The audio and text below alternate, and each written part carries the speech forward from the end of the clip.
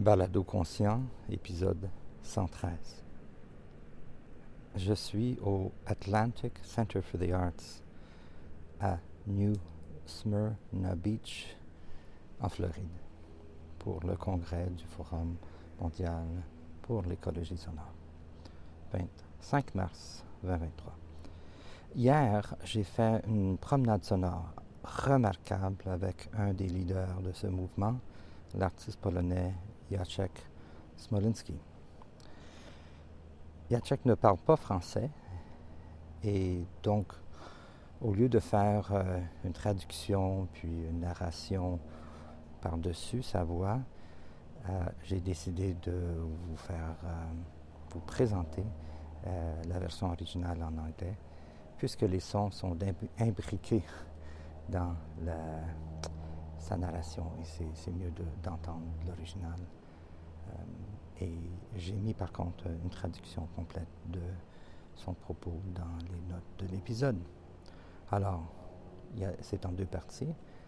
La partie A est notre conversation originale, puis la partie B, c'est quand un train s'est manifesté, puis on a décidé de faire une deuxième partie d'une façon improvisée, mais les deux ensemble donnent un bon portrait de ce que la pratique artistique et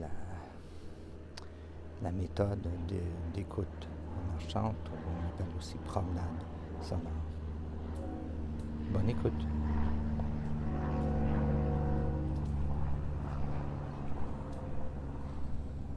Yeah, Jacek, let's do another sound walk just for fun. Sure.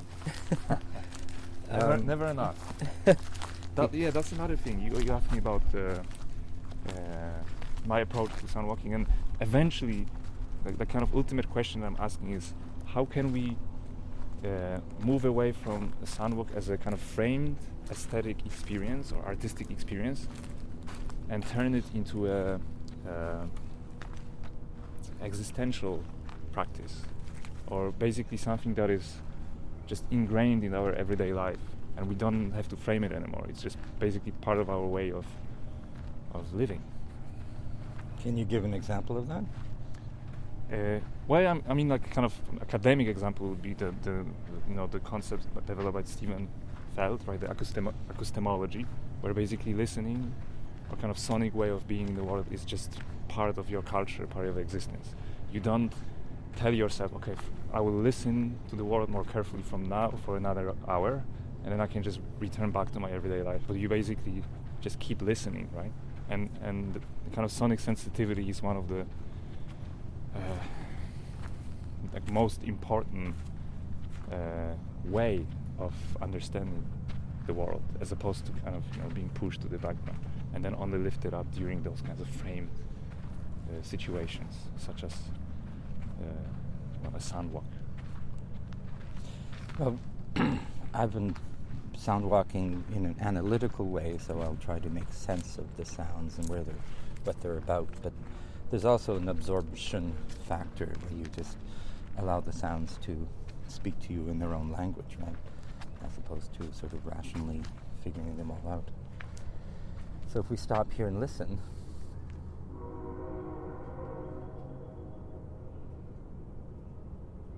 what are you hearing?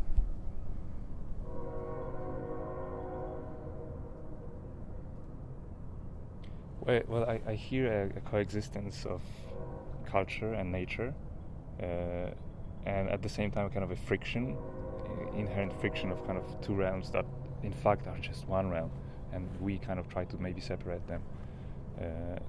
But also, we talked a little bit about this positionality, and we hear the whistle, the steam whistle of the train, and of course, from one perspective, and we heard some people here referring to that sound as being very calming and reassuring, right? But if you think of people, for instance, indigenous people, right, that sound might mean a completely different thing.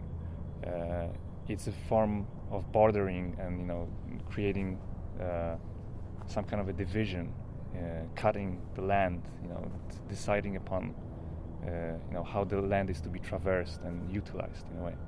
So it has definitely a violent connotation if we look from that perspective, or if we listen from that perspective. So I think that this is some kind of a sensitivity that I'm aiming at also, while teaching, to be able to also take that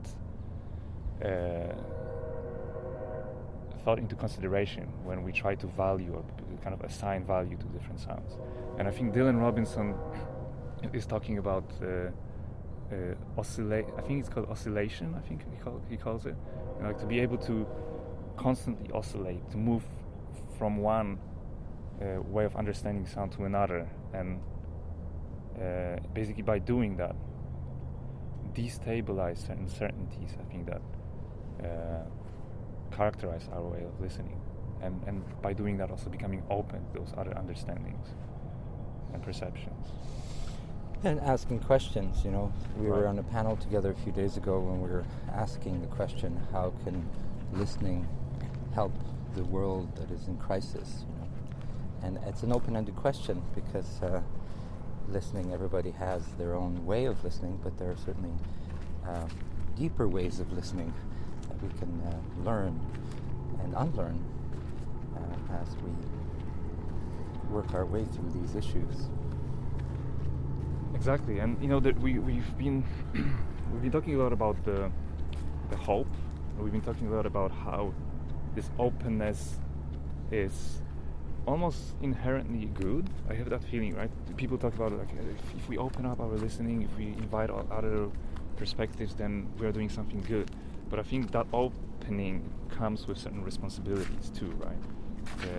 And I like to think it in a way that the more open we become to those different perspectives, the more troubled actually we should become, and more concerned rather than content and calm. So there is this disruptive, aspect to listening that also Hildegard Westergaard has been writing about. That as we open ourselves, as we include other perspectives, we at the same time disrupt something, right? That we at the same time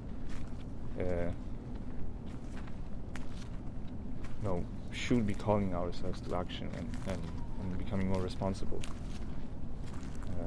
So again, there's some kind of an obligation, I think, that should follow that act of opening and deepening our listening.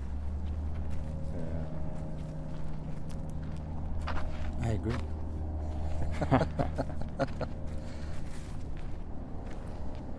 Well, thank you, Jacek, for this moment, and Thank you, Claude. we will listen again.